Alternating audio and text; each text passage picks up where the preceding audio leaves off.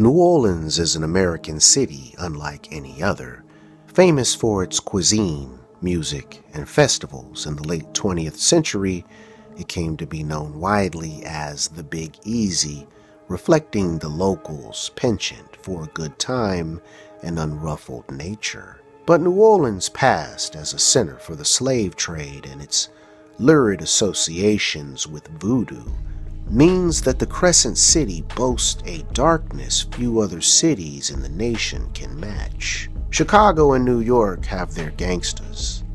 Los Angeles, its movie stars.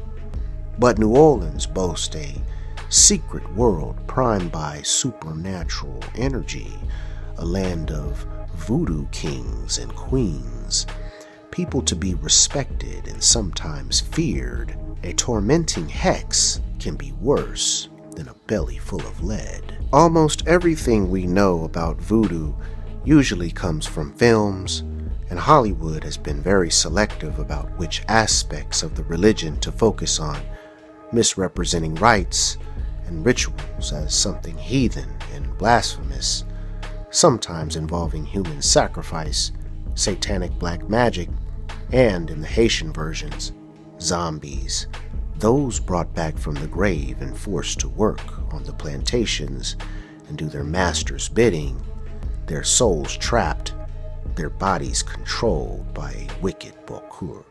Voodoo, as represented in the movies, is tantamount to devil worshipping. The secretive bayou setting, the rhythmic pounding of drums, the crackle of torchlight, shadowed bodies swaying in blasphemous displays of demonic possession led fevered imaginations to interpret these things as sacrilegious rites. In Christian minds, voodoo is satanic and closely associated with witchcraft, necromancy, and other black arts. H.P. Lovecraft wrote in The Call of Cthulhu, 1928, that the sinister cult at the center of his tale was, quote, more diabolic than even the blackest of the African voodoo circles, end quote. Very often, voodoo's political and spiritual roots are ignored in favor of racist prejudice and plain ignorance. As with Haitian voodoo, Louisiana voodoo's roots lie in the grotesque slave trade and the African diaspora. Forcibly exiled from their homelands and treated as subhuman, they were worked to death, discarded, and replenished with a new intake. The South, a landscape bewitched by Gothic atmosphere and moods, is permanently haunted by the ghosts of the plantation's dead, and their extraordinary legacy is Louisiana Voodoo, a greatly misunderstood religion like its equally infamous cousin. Founded in 1718 by the French, New Orleans became a pawn in the European Empire maneuverings. The Spanish eventually took it from France, and the British even attempted an invasion. Due to the Saint Domingue slave revolt of 1791 and the founding of the first Black Western Republic, Haiti, in 1804, the French, led by Napoleon Bonaparte, worried about war with the British, abandoned the former colony and then sold New Orleans in a gigantic tract of territory stretching from the Gulf of Mexico to southern Canada. The 1803 Louisiana Purchase brought New Orleans into the fold of the United States, but European and African influence left its mark in the people, architecture, language, and religion. For instance, the city gave admittance to gens de couleur libre,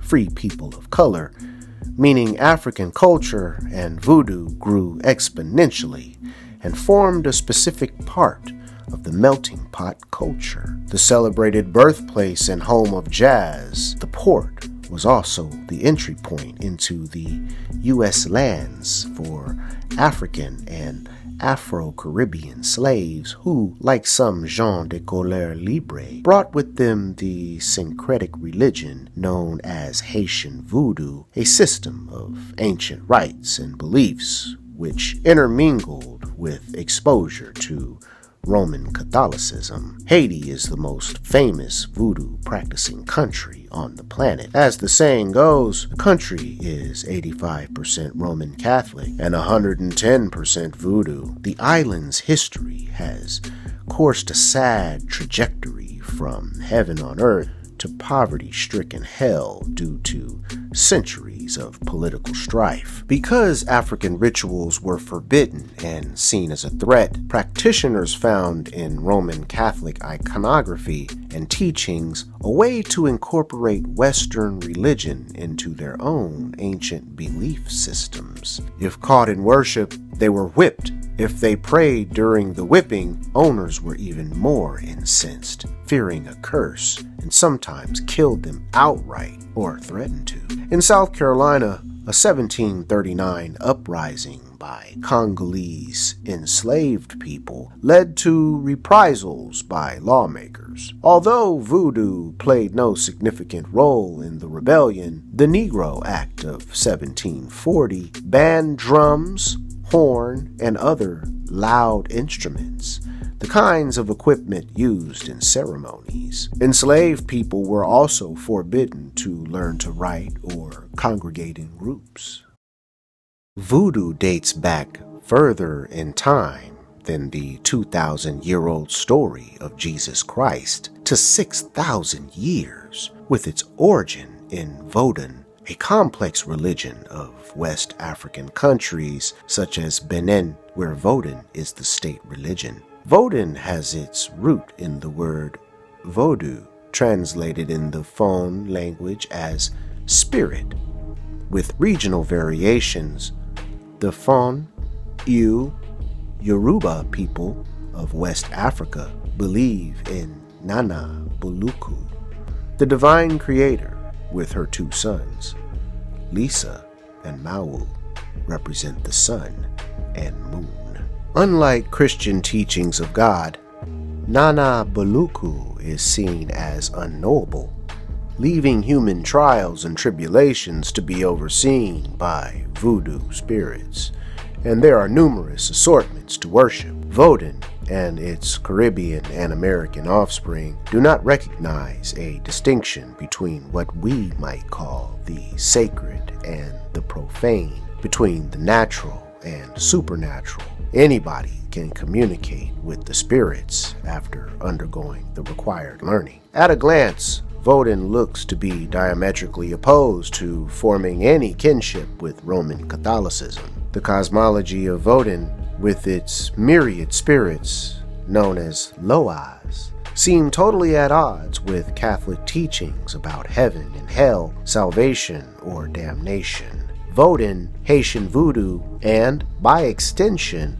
Louisiana Voodoo, is far more interested in a cyclical relationship between life and death, with a focus on the transmigration of the spirit. In Catholic tradition, possession by spirits is seen as an evil interaction and a direct assault and threat upon a person's soul, whereas in Vodun, Haitian Voodoo, and the Louisiana version, it's a key focal aspect of the ritual and ceremony, a way of channeling and communing with ancestors. The possessed person consciously allows the spirit in. There is no fear of the dead. The Loas, who divines access between spirits and worshippers, is Papa Leba. From the horrors of slavery sprung an attempt to reclaim a culture and heritage. The coast of Western and Central Africa was prime hunting grounds for slave traders. Once clasped in irons and shipped thousands of miles across the Atlantic, attempts were made by slavers to dehumanize people by robbing them of individuality and freedom. Slave owners thought allowing workers to keep hold of their traditions and culture would possibly lead to rebellion and uprisings. The development of Vodun into Haitian Voodoo allowed enslaved people to take part in their heritage and culture while creating a new form of worship based on exposure to Catholicism. Here then, religious belief was also an act of political defiance. As Vodun is monotheistic, the new syncretic vision was indeed compatible with Roman Catholicism's belief in one god. Loas, and their function as figures to offer prayers to, were akin to the Catholic saints, so the switch wasn't too difficult. With no scriptures or artifacts, Vodun, Haitian Voodoo, and Louisiana Voodoo are essentially about healing and experiences of transcendence. The emphasis is on rituals, incorporating song and dance into proceedings. The body is a medium and vessel for communing with the Loas and the dead. Vodun spread and entered different territories, other Caribbean islands, the coast of South America, and mainland USA. The variations in rituals and beliefs allowed for distinct regional offshoots to come into fruition. In Haiti, creators such as Samedi or Nana Buluku became Bondi, based on the French bon Dieu, meaning good God. And the Loas became the spirits, a mythology involving warring nations and families. The Loas have connections to Roman Catholic saints, such as the snake deity Le Grand Zombies association with Saint Patrick. This later figure, Le Grand Zombie, would have a major role when Haitian Voodoo spread to New Orleans and to Louisiana. One piece of paraphernalia, above all others, seized upon as an abomination with exclusively malevolent intentions, the voodoo doll. Associated with curses, manipulation, and bad vibes, this totem springs from the Fon people of Benin and has been linked to Congo Minkisi, which means things which do things. Minkisi are containers housing spirits of the dead and can be used by the living for a host of reasons, including harming people. In Haitian Voodoo, these figurines are known as Pwen. Voodoo dolls became a prominent, if misunderstood, icon in Louisiana Voodoo, in part due to the most famous voodoo queen of all, Marie Laveau, a devout Catholic and voodoo practitioner who helped the religion take some interesting turns. As voodoo made landfall in North America, Native American influences, European black magic, and Louisiana folklore left their mark on the religion, bringing what is known as hoodoo into existence. Hoodoo, also known as root work, is the practice of making potions and charms from mixtures of roots, bodily fluids, and herbs. Botanical knowledge essentially trumps any specific religious tenet, although hoodoo considers the Bible to be the best available grimoire, a book of spells. Hoodoo doctors created their own belief system from all sorts of potions. Foot track magic, said to harness the power of a person's footprint by using dirt from the track bottled up and buried, or hot foot powder sprinkled on a target's doorstep, said to bring them bad luck. Hoodoo was primarily practiced by Afro-Americans and is connected to and based on the older Vodun. Marie Laveau became a powerful and influential figure in New Orleans, developing and promoting the traditions into the wider community, including the white elites of society. She is responsible for the boom in the voodoo doll, the religious move into superstition, the use of gris-gris, a West African Wolof word for a talisman which brings the wearer luck and protects them from harm, worship of Le Grand Zombie, not to be confused with zombies. It's a snake god. The serpent represents the spiritual balance between genders, sacred knowledge, and worship. The origin of the name has been attributed to Marie Laveau's python, Zombie, but there are arguments it springs from the Bantu word Zambi, the serpent deity. Either way, boa constrictors became part of the theater of Louisiana Voodoo. Once Vodun reached the Caribbean and America, women became involved in rituals.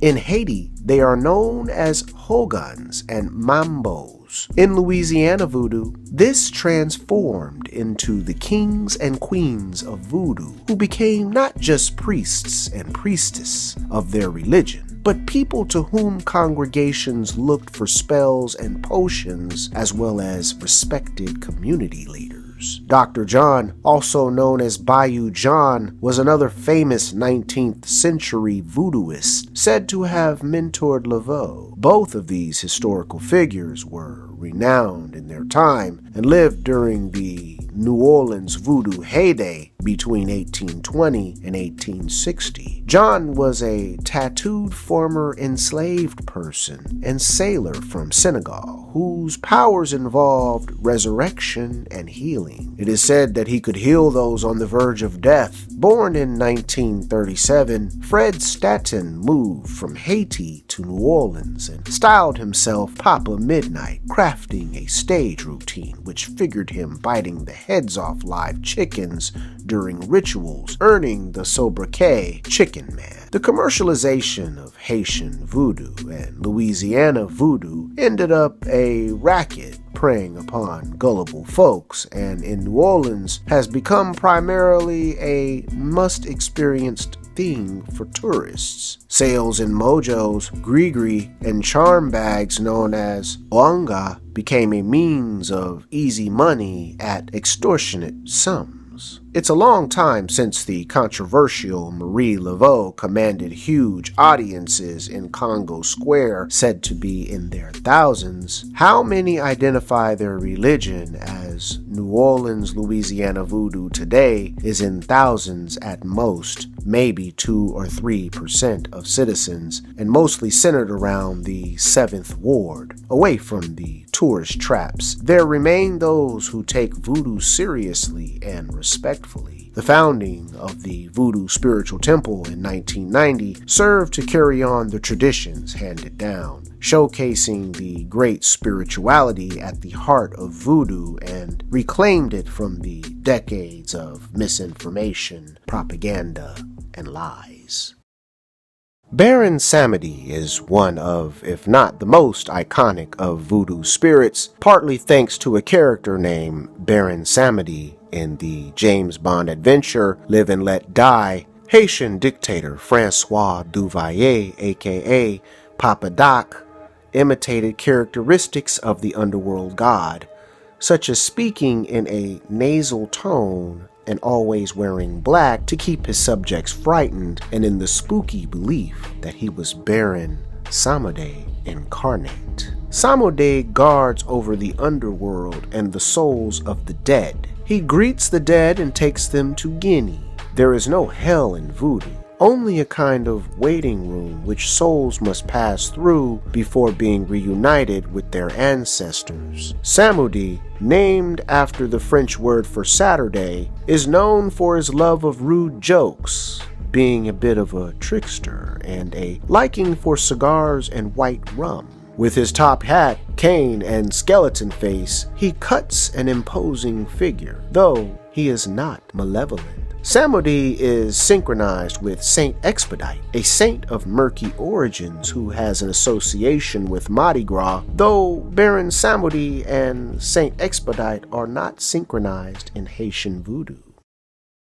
Early 19th century New Orleans had a municipal code for enslaved people. It was instigated long before, in the 18th century, by the French, and was continued during the city's Spanish period and after the Louisiana Purchase, and known as the Code Noir. Compared to other parts of the U.S., Louisiana Creoles were not as strict in enforcing assimilation on enslaved people, allowing their culture to take root in the city's fabric. One part of this Code Noir allowed enslaved people Sundays off, and by 1817, a patch of land to congregate in, which today lies in the Treme neighborhood. This designated area became known as Congo Square. Every Sunday, enslaved people and gens de couleur libre would hang out, sell snacks such as deep-fried rice cakes coated in sugar,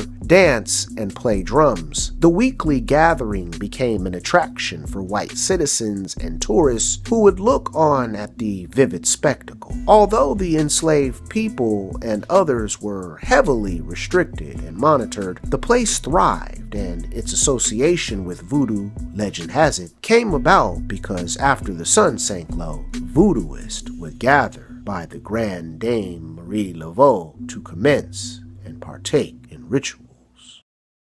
References to Louisiana's voodoo and hoodoo appeared early on in the blues tunes of Robert Johnson, a guitarist and singer said to have sold his soul at the crossroads. It might be surprising to discover voodoo has influenced not only jazz and the blues, but everything from rock and roll to heavy metal. Audiences screamed with delight and some with outrage when Elvis Presley swayed his hips with abandon, or at the time Jerry Lee Lewis smashed the keys of piano like he was possessed. Blues musicians such as Muddy Waters influenced Southern church groups and fed into the era of white boys taking the blues and transforming it into rock, with famed guitarist Eric Clapton, Keith Richards, and others constantly name-checking the Deep South as its inspiration. Screamin' Jay Hawkins went one step further by incorporating voodoo imagery into his act and wrote a hoodoo-themed classic, I Put a Spell on You. We have voodoo to thank for rock stars going wild on stage and embracing the beat with a fervor with echoes of religiosity to it. The rock star is much like the voodoo king or queen leading the congregation. Hey y'all, listen, High Velocity Philosophy is a brand new channel, and I'm just gonna do whatever I want on here. And if you like this kind of content, I really appreciate it if you liked, shared, and subscribed to this channel, alright? Peace.